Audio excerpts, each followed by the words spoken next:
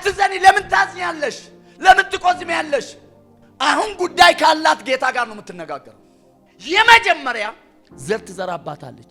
ቤት ውስጥ ካሸማቀቀችው በላይ በእግዚአብሔር አደባባይም ታሸማቀቃት ነበር። ለጎረቤት ፊት ምን አትልም? አታለቅስም። ባሏ ፊት ምን አትልም? አታለቅስም። ለፍናና ምን አትልም? አታለቅስም። ለካህኑ ምን አትልም? አታለቅስም። የምታለቅሰው በማፊት ነው? በእግዚአብሔር። ሁኔታ እኮ ባዶ ነሽ ነው የሚላት። ሁኔታው እኮ እግዚአብሔር ረስቶሻል፣ እግዚአብሔር ጀርባ ሰጥቶሻል ነው የሚለዋል። ጽናቷን ተመልከቱ። መንፈሷን ጠበቀች። በእግዚአብሔር ፊት ምን ትል? ታለቅስ ነበር፣ ትጸልይ ነበር። ምንድነው ያልኩት ርዕሴ? ጽናት።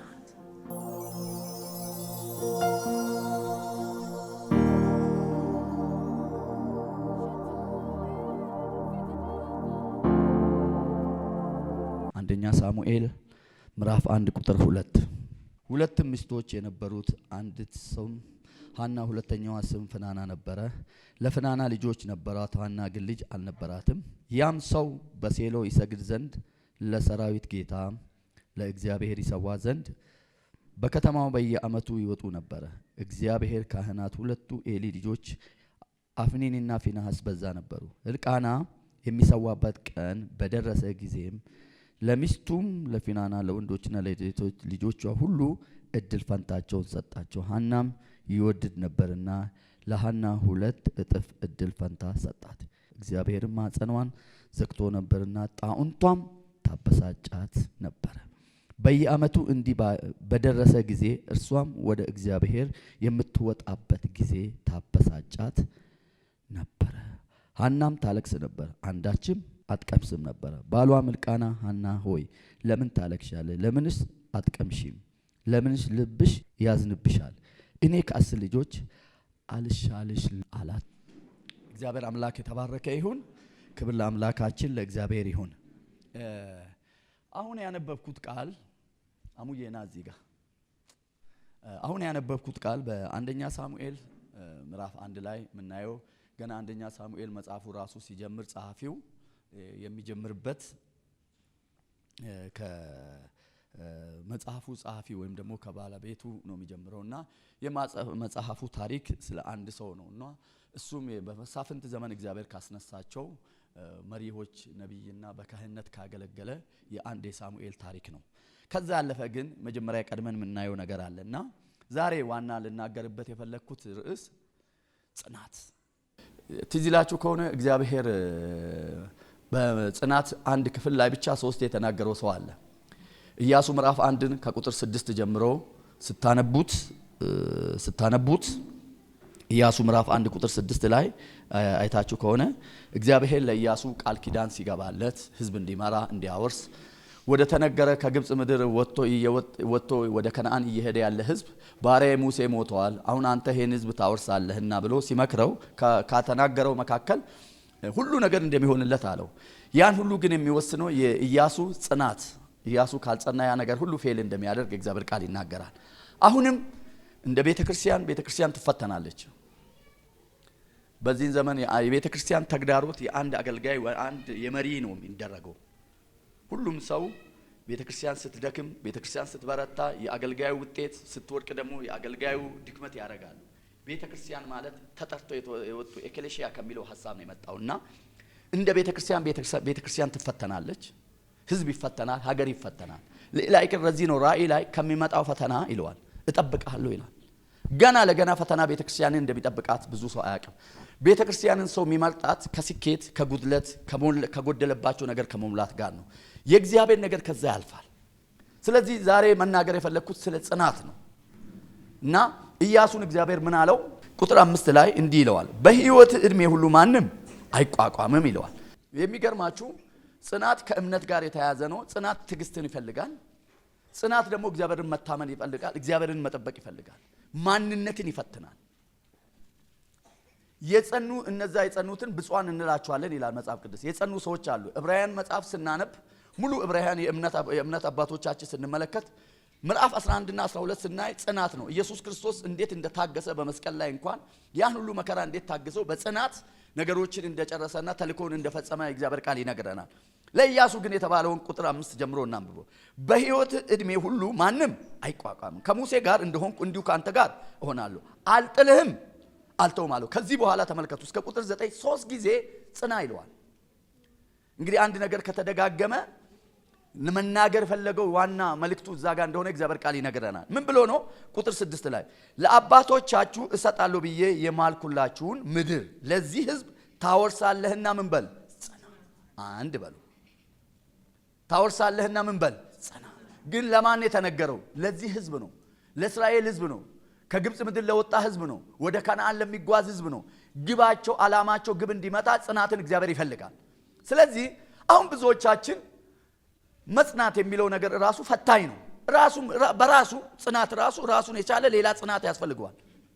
እና መታገስ መጠበቅ የሚባሉ ነገሮች በጣም አሰልቺ ነገሮች ናቸው።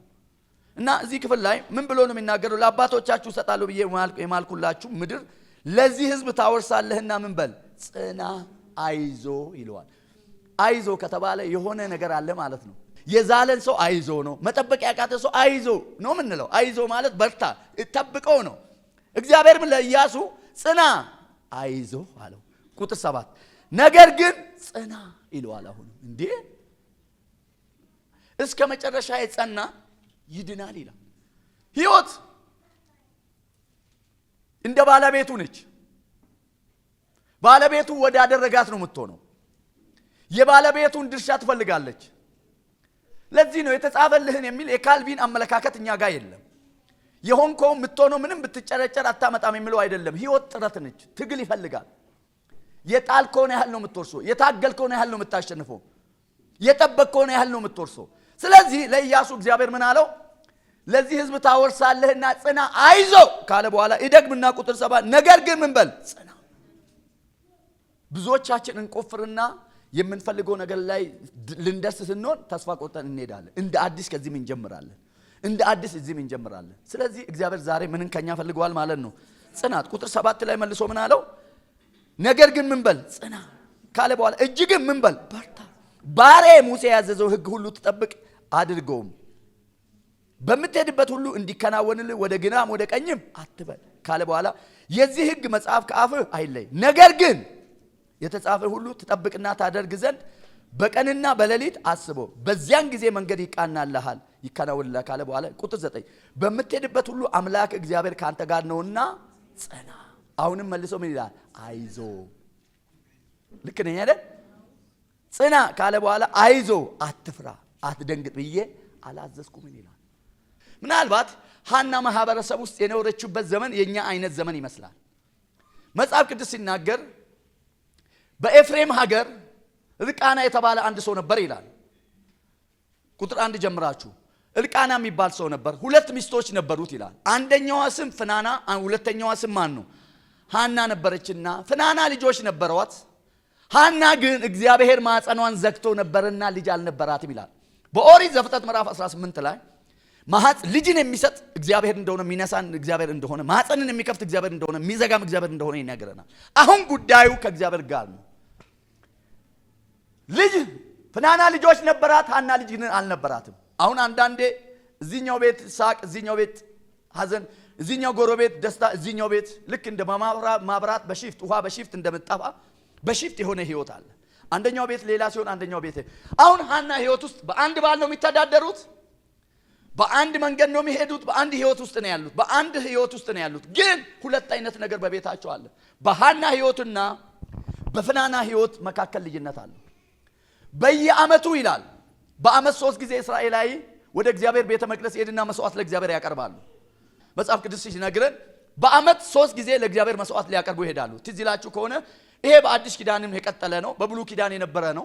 ስለዚህ ሁለቱም ሚስቶቹን ይዞ ለእግዚአብሔር መስዋዕት ሊያቀርብ እልቃና ሄደ ይላል። ፍናና እስከነ ልጆቿ ነች፣ ሐና ብቻዋን ነች። ለእግዚአብሔር መስዋዕት ለማቅረብ እግዚአብሔርን ለማቅረብ ለእግዚአብሔር ምስጋና ለማቅረብ በምትሄድበት ጊዜ በዚያን ጊዜ ፍናና ሐና ምን ትላት ነበር?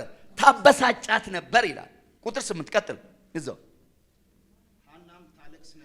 ሐና ምን ትል ነበር? ታለቅስ ነበር ይላል። መቼ ነው ግን ወደ እግዚአብሔር ቤት ለመሄድ ወደ ሴሎ ሄዶ ለእግዚአብሔር መስዋዕት ለማቅረብ በቤተሰብ ልክ ሲወጡ ጣል ታረግባታለች። የምታደርጋት ምንድን ነው? ታበሳጫት ነበር ይላል። ስለዚህ ሐናም ያን ጊዜ ምን ትል ነበር? ታለቅሳለች። እሺ አንዳችም ምን አትልም አትቀምስም። እሺ ባሏም እርቃና ሐና ሆይ ይላታል። እሺ ለምን ታለቅሻለሽ? ለምንም እህል አትቀምሽም ይላታል። ልብሽም ለምን ያዝናል ይላታል። ተመልከቱ። እሺ እኔስ ከ10 ልጆች አልሻልሽም። አሁን ተመልከቱ። እርቃና የሚላት ባሏ ነው ይልና 2 እጅም እጥፍ ይሰጣት ነበር ይላል። ያዙልኝ። የሐናን ጽናት እስቲ እንመልከት። የመጀመሪያው ልጅ አለመኖር የራሷ ችግር ነው። ሁለተኛ ሲጨመርባት ደግሞ ፍናና የምትባል ልጅ ላይ 7 ልጆች ነበሯት ይላል።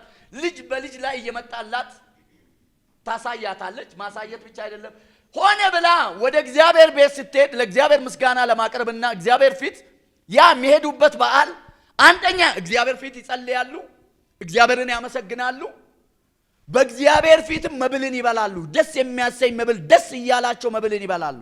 ይሄም በዓል የምንድነው ስል እግዚአብሔር ካደረገላቸው መከራቸውን ከሰበሰቡ በኋላ ከእግዚአብሔር ስላገኙ እግዚአብሔር አዝመራውን ስለሰጣቸው፣ ጤና ስለሰጣቸው፣ ሰላም ስለሰጣቸው ዋና ሐሳቡ በዓሉ የተጀመረው እስራኤሎች እግዚአብሔር በምድረ በዳ መርቷቸው ለከነዓን ምድር ስላበቃቸው የምስጋና መስዋዕት ነው።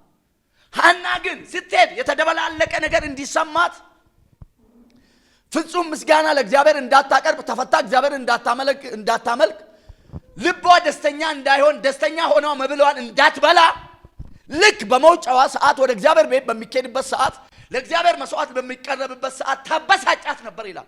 ዛሬ እግዚአብሔር ይሄን መርገም ይሰብረዋል። አንተ በደንብ አሜን በለኝ። ወደ እግዚአብሔር ቤት ስትመጣ አይምሮህን መንፈስህ ላይ የሆነ ነገር የሚጥል ነገር የተመታ ይሁን። ተመልከቱ። በጣም የሚገርም ነው። ሐናም ታለቅስ ነበር፣ ትበሳጭ ነበር፣ እህልም አትቀምስም ነበር፣ ታዝን ነበር፣ ትተክዝ ነበር ይላል። ይሄ ሁሉ ምንድነው ሲል ሆነ ብላ ወደ እግዚአብሔር ቤት ስትሄድ ለእግዚአብሔር መስዋዕት ለማቅረብ ስትሄድ ደስተኛ ሆና እንዳታመልክ፣ ደስተኛ ሆና እንዳትዘምር፣ ደስተኛ ሆና እግዚአብሔር ፊት እንዳትጸልይ፣ ደስተኛ ሆና በእግዚአብሔር ፊት መብል እንዳትበላ፣ ያ የተዘጋጀውን ነገር አምልኮ እግዚአብሔርን እንዳታመሰግን፣ እንድታግሮመርም፣ ተስፋ እንድትቆርጥ፣ እግዚአብሔር ረስቶኛል እንድትል ታበሳጫት ነበር ይላል። ምኗ? ጣውንቷ ይላታል። ጣውንት የሚለው ቀጥተኛ አተረጓጎም ጠላት ማለት ነው።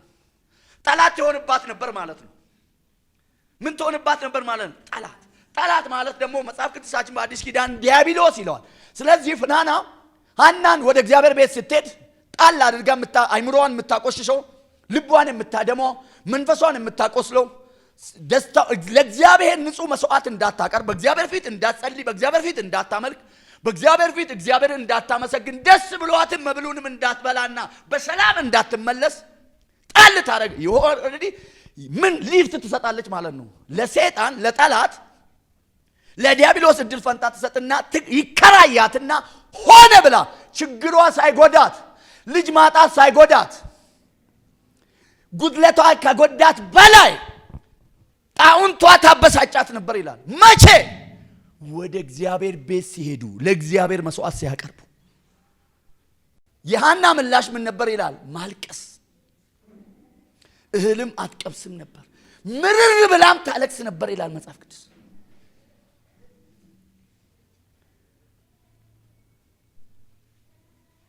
በዚህ ሁሉ ጽናት እሱ ብቻ አይደለም፣ አትበላም፣ አትጠጣም፣ ልቧ ያዝን ነበር፣ ታለቅስም ነበር ይላል። አልቅሳ ልቧ በሐዘን ተመትቶ እያለቀሰች እያዘነች እንዲህ የሆነች የባሰ የሚታየው ነገር በፊቷ ይታያል።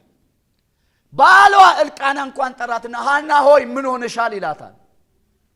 ኦልሬዲ ይሄንን ርዕስ ዝጊው ነው፣ እንደ ጸጋ ስጦታ አድርገሽ ተቀበዩ ነው።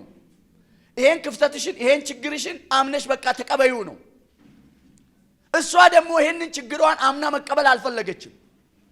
ስለዚህ ምን አላት? ሐና ምን ሆነሻል አላት። እኔ ከ10 ልጆች ላንቺ አልሻልም አልበልጥም። አዲሱ መደበኛ ትርጉም ከ10 ልጆች እኔ አልበልጥሽም። ምርጫ ነው የሚሰጣት። 10 ልጆች ከሚኖሩሽና አንዱ እኔ አልበቃሽም። ስለዚህ የሚበቃሽ ከሆነ በቃ እኔ ነኝ። ተይው ይርስ አትዘኒ። ለምን ታዝኛለሽ? ለምን ትቆዝሚያለሽ? ለምንስ ነው የምታለቅሽው? ይላታል። ሐና ሕልቃና ከ10 ልጆች አልበልጥልሽም ሲላት ትበልጣለም አትበልጥም አትለው። አሁን ጉዳይ ካላት ጌታ ጋር ነው የምትነጋገረው። ለምን ምላሽ ብትሰጥ ብዙ ምላሽ ይኖራታል። ጽናት ያልኩበት ያዙልኝ። የሐናን መጽናት የምንመለከትባቸው ሁለት ሶስት ነገሮች ብናይ ደስ ይለኛል። የመጀመሪያው የሐናን ጽናት የምንመለከተው በጣም ፈታኝ ይኸው እግዚአብሔር ምስክሬ ነው። በሷ ቦታ ብንሆን ለኛ ከባድ ነው። ሌላ ይቅር ኮንዶሚኒየም ለሌላ ዕጣ ወጥቶ ለኛ አልወጣ ስል የሚሰማንን እናውቃለን። ልክ ነው ያለው።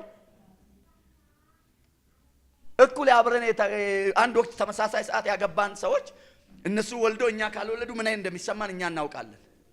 ሁለተኛ ከዛ አለ እነሱ ቤት ሲኖራቸው እኛ ቤት ሳይኖረን ሲቀር የሚሰማን ነገር እናውቃለን። ለሰዎች እዚህ ምድር ላይ የተወሰነ ነገር ስኬት የሚባሉ ነገሮች ሲሆንላቸው ለኛ ሳይሆን ሲቀር የሚሰማን እናውቃለን። ተመልከቱ፣ የሐናን እንመልከት። አንደኛ ወደ እግዚአብሔር ቤት በሚወጡበት ሰዓት ነው። በሰፈር አሸማቃት፣ በጎረቤት አሸማቃ፣ ቤት ውስጥ ካሸማቀቀችው በላይ በእግዚአብሔር አደባባይም ታሸማቀቃት ነበር። ሆነ ብሎ በየዓመቱ በሚወጡበት ጠብቃ ነው የሚለው አዲሱ መደበኛ ትርጉም። ጠብቃ ወደ እግዚአብሔር ቤት ደስ ብሏት እግዚአብሔርን በፈገግታ እግዚአብሔር ፊት እንዳትቀርብ ታደርጋታለች። ሰው የትም ተጋጅቶ እንዲሄድ አይመከርም። የትኛውንም ቦታ ተነቋቅሮ እንዲሄድ አይመከርም። የትኛውንም ቦታ በሰላም እንድናደርግ ነው። ትልቁ ነገር ግን ከእግዚአብሔር ጋር ባለን ሰዓት ላይ አምልኳችን ንጹህ እንዲሆን፣ የተበረዘ ነገር ይዘን እግዚአብሔር ፊት እንዳንቀርብ፣ የተደበላለቀ ስሜት እንዳይሰማን፣ እግዚአብሔርን እንዳናሳዝን የመጀመሪያው ከኛ የሚጠበቀው ምንድነው? መንፈስ ዓለምን መጠበቅ። እስቲ አንድ ሰው ጮሆ አሜን ይበል። ሐና መንፈሷን ትጠብቅ ነበር። እንደ ፍናና ቢሆን የእግዚአብሔር ቤት ልሰዋም አትሄድም። ምን ታደርጋለች ብትሉ በአንደኛ ትዝ ይላችሁ ከሆነ መጽሐፍ ቅዱስ ሲናገር እዛው የእግዚአብሔር ቃል በጣም እኔ ሁልጊዜ ያስደንቀኛል። ትዝ ይላችኋል ኦሪት ዘፍጥረት ምዕራፍ 30 ላይ ያዕቆብ ይላል ራሔልን አይቶ ነው ዋጋ የከፈለው። የወደዳት ለራሔል ሳይሆን የተሰጠችው ማነች? ሊያ። የሚገርም ነው። ለራሔል ጨምሮ አሁኑን 7 ዓመት ተገዛ ይላል። በ14 ዓመቱ የራሱ አረጋት አላረጋትም? አረጋት። በ14 ዓመት የራሱ አድርጎ ራሔል ግን ልጅ አልነበራትም። የሚገርም ነው። ከኔ ጋር ናቸው። አየ ጽናት አየ። ሊያ አይነ ልም ስለነበረች ሊያ ምን አይላትም? አይወዳትም። ሳይፈልግ ነው የገባው። ሳይፈልግ ነው ላባ ያጣበቀው። ስለዚህ የእግዚአብሔር ቃል ሲነግረን ራሔል ልጅ አልነበራትም ይላል። ሊያ ግን ልጆች ነበሯት። ይህን ጊዜ ተነሳችና ራሔል አንድ ወቅት እንዲህ አለች። ኦሪት ዘፍጥረት ምዕራፍ 30 ላይ ቁጥር 3 ላይ ስትመለከቱ ልጅ ባሰጠኝ እሞታለሁ አለችው። እሞትብሃለሁ አለችው። እና ሂድና ከሚያገለግሉን ከሰራተኞች ወይም ደግሞ እሷን ከሚያገለግሉት ሂድና ወደ እነሱ ቀርበ ልጅ ይዘልኝና አለችው። አልበለዚያ ምን እልብሃለሁ? እሞትብሃለሁ። ይወዳታላ፣ ዋጋ ከፍሎላታላ፣ ባሪያ ሆኖላታላ፣ 14 ዓመት ተገዝቶላታላ። ስለዚህ ልጅ የላትም። ስለዚህ እሞትብሃለሁ አለችው። እኔ በእግዚአብሔር ቦታ ነኝ አላት። ልጅ የምሰጥ ልጅ የምነሳ። ገብቷቸዋል። መንፈሷን ስለጠበቀች ሐና ሮሮ ውስጥ አልገባችም። ተስፋ መቁረጥ ውስጥ አልገባችም። ራሷንም ለማጥፋት አልተንቀሳቀሰችም። እግዚአብሔርንም አልሰደበችም። ጽናት የመጀመሪያው ምን ይፈልጋል? ጽናት ምን ይፈልጋል? መንፈስን መጠበቅ። መቼ ነው ፍናና የምታበሳጫት? ወደ ስትሄድ ወደ እግዚአብሔር ቤት ስትሄድ፣ መስዋዕት ለእግዚአብሔር ልታቀርብ ስትሄድ፣ እግዚአብሔርን ልታመሰግን ስትሄድ፣ በእግዚአብሔር ፊት ልትቀርብ ስትፈልግ የመጀመሪያ ዘር ትዘራባታለች። ምን ታደርጋት ነበር? ታበሳጫት ነበር። ሐና ጽናት አላት የምንለው የመጀመሪያው መንፈሷን ጠብቃለች። ጠቧን ከጎረቤት ጋር አላረገችም። ጠባን ከማጋር አላረገችም፣ ከፍናና ጋርም አላረገችም፣ ከልቃና ጋርም አላረገችም። ከዛስ ከካህኑ ጋርም አላደረገችም። ስንት ፈተና እንዳለፈ ተመልከቱ። ታበሳጫታለች፣ ስትበሳጭ ታለቅሳለች እንጂ እግዚአብሔር ፊት ምርር ብላ ትጸልያለች እንጂ ምግብ አልበላም ነው እንጂ ማንንም አትጎዳም። መንፈሷን ትጠብቃለች። መንፈሳችን የምንጠብቅ ሰዎች እግዚአብሔር ያድርገን። የመጀመሪያው ሐና ጽናት አላት ስንል ምን ስትል ነው? መንፈሷን ስትጠብቅ ነበር። ስለዚህ አትበላም፣ አትጠጣም፣ ታለቅሳለች፣ ታዝናለች። በፍጹም ይሄን ደግሞ ማድረግ ሰው ነቻ። ገብቷቸው አይደል? ብረት አይደለችም። የመጀመሪያው መንፈሷን ጠብቃለች። በሯን ዘግታ ወይም ደግሞ ራሔል እንዳደረገችው እሞታለሁ ራሴን አጠፋለሁ ነው የምትለው እንጂ እግዚአብሔር ጋር አትሄድም ነበር። ግን መንፈሷን ጠብቃ አብራቸው በአንድ ባስ ሄዳ አስቡት። ከኋላ የፍናና ልጆች ሲንጫጩ ፍናና ልጆቿን አቅፋ ስትሄድ እሷ ግን ብቸኛ ነበረች። እንድትረሳ ብሎ ፌቨር ያደርግላታል። እርቃና ባሏ ፌቨር ያደርግላታል። ሊያደርግላት የሚችለው ፌቨር ይወዳታል፣ ፍቅር ይሰጣታል። ፍቅሩ መላሽ ለሷ በቂ አይደለም። በመቀጠልስ ለፍናና ከምሰጠው ይልቅ 2 እጥፍ ለሷ ምን ይላት ነበር? ይሰጣት ነበር። ባሏ 2 እጥፍ ቢሰጣት፣ ፍቅር ቢሰጣት፣ ቢወዳት በቃ ይሄን ነገር ይሄን ምዕራፍ ዘግቻለሁ አትልም። አሁንም በጽናት እግዚአብሔርን ትጠብቃለች። ስትጸና ምን አድርጋ ነው የጸናችው? መንፈሷን ጠብቃ። መልስ ለፍናና አትመልስም፣ መልስ ለኤሊ አትመልስም። አይታችኋል። ወይን ጠጅሽን ካንቺ ምን በዩ አርቂው ሰክረሽ ነው አላት። የመጀመሪያው መንፈስ ዓለማዋን ትጠብቃለች። ሁለተኛው ሐና ያደረገችው ነገር ምንም ብታዝንም ምንም የፈለገ ነገር ብታበሳጫትም ብታስለቅሳትም ሁለተኛው ምን ማለት ነው? ያለ ድካም ያለ ስንፍና ያለ ማግሮምሮም በእግዚአብሔር ፊት ምን ማለት ነው? መጸለይ። አየህ፣ ሰው ጽናት ካስፈለገው ማድረግ የነበረበት የመጀመሪያው መንፈሱን ምን ማለት መጠበቅ፣ ሁለተኛስ መጸለይ። ሰው መንፈሱን ከጠበቀ መጸለይ ይችላል። መንፈሱን ካልጠበቀ ግን መጸለይ አይችልም። ቢጸልይ እንኳን ፍሬ የሌለው ጸሎት፣ ግብ የሌለው ጸሎት፣ ስኬት የሌለው ጸሎት ነው የሚጸልየው። ሐና ግን በልቧም ታማርር ነበር፣ ግን በእግዚአብሔር ፊት አምራ ምን ትል ነበር? ትጸልይ ነበር። ጉዳዩ ከማን ጋር ነው? ከእግዚአብሔር ጋር። መጽናቷን የምታሳየው ለማን ነው? ለእግዚአብሔር። ጸንታ መጠበቅ ያለባት ማንን ነው? እግዚአብሔርን። የፍናና ጋር መልስ ለመስጠት አትሄድም። ለህልቃና መልስ ለመመለስ አትሄድም። ለካህኑ እንኳን ልታጸልይ አትሄድም። በደንብ ያዙልኝ። ይሄ ጉዳይ የሷ ጉዳይ ነው። ለሷ ጉዳይ ደግሞ ሰው እንደሷ ይሆንልኛል ብለው መጠበቅ የለም። አሁን ማድረግ ያለባት ራሷ በእግዚአብሔር ፊት ምን ማለት አለባት? መጸለይ አለባት። የጉዳዩ ባለቤት ማን ነው? መልስ የሚሰጠው ማን ነው? እግዚአብሔር። ንግግሯ ከማን ጋር ነው? ከእግዚአብሔር ጋር። በእግዚአብሔር ፊትም አምራ ትጸልይ ነበር ይላል። ምርር ብላም በእግዚአብሔር ፊት ምን ትል ነበር? ትጸልይ ነበር።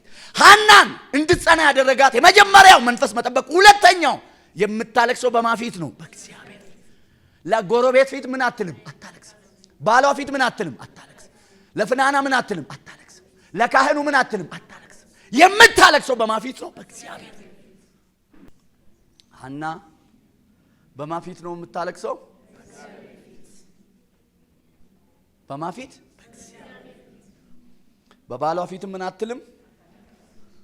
በፍናና ፊት ምን አትልም? በካህኑ ኤሊ ፊት ምን አትልም?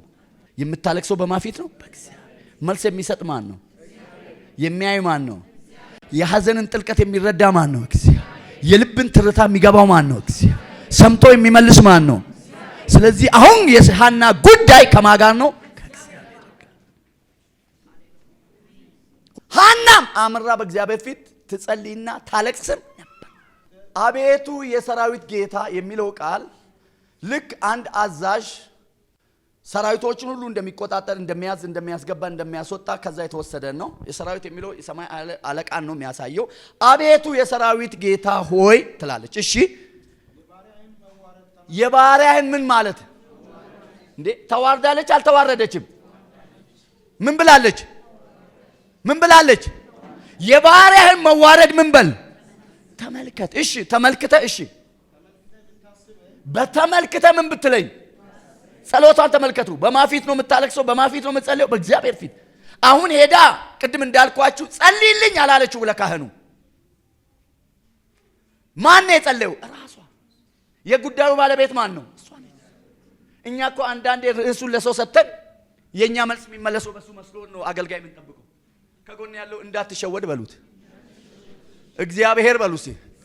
በባሪያዎቹ መናገር ከፈለገ ሚስጥር ሊገልጥ ይችላል። አንዳንዴ በሉት እግዚአብሔር በሉት ያንተን ጉልበት ይፈልጋል። ሰው በእግዚአብሔር ፊት መንበርከክ አለበት። ሐናም ያደረገችው ነገር ቢኖር ቅድሚያ ነገሯን በእግዚአብሔር ፊት ነው። ምን ብላ ነው? አቤቱ የሰራዊት ጌታ እግዚአብሔር ሆይ ባሪያህን መዋረድ ተመልክተ ብታስበኝ እኔንም ምን ባትል ባትረሳ። ሁኔታው እኮ ተረስተሻል ነው ሚላት። ሁኔታው እኮ ባዶ ነሽ ነው ሚላት። ሁኔታው እኮ እግዚአብሔር ረስቶሻል፣ እግዚአብሔር ጀርባ ሰጥቶሻል ነው ሚለዋት። ጽናቷን ተመልከቱ። መንፈሷን ጠበቀች። በእግዚአብሔር ፊት ምን ትል? ታለቅስ ነበር፣ ትጸልይ ነበር። እኔ ለባሪያ ወንድ ልጅ ብሰጠኝ እድሜን ሁሉ ለእግዚአብሔር ምን እላለሁ? የሚገርም ነው። አሁን ያደረገችው የሐና ጽናት የመጀመሪያው መንፈሷን ጠብቃ ነው። አልተረባበሸችም። እቃም አላነሳችም፣ ጠብም አልፈጠረችም፣ ግርግርም አልፈጠረችም፣ ጎረቤትም አልረበሸችም፣ ከባሏ ጋርም ያለው ነገር አላበላሸችም። ለምን? ከባሏ እግዚአብሔር ልጅ እንደሚሰጣት ስለምትጠብቅ። አማራጭም ምርጫም ሌላ መንገድም አልሄደችም። ጠብም የላትም ከሷ ጋር። አጥጋቢ ባይሆንም የህልቃና መልስ እሱ የሚያቀርብላት ኦፕሽኖች ደስ ባያሰኙም ከ10 ልጆች አልበልጥልሽም ቢላት እንካም ቢሰጣት 2 እጥፍ ቢሰጣት ባስደስታትም ግን ንግግሯ ከህልቃና ጋርም ከፍናና ጋርም አይደለም።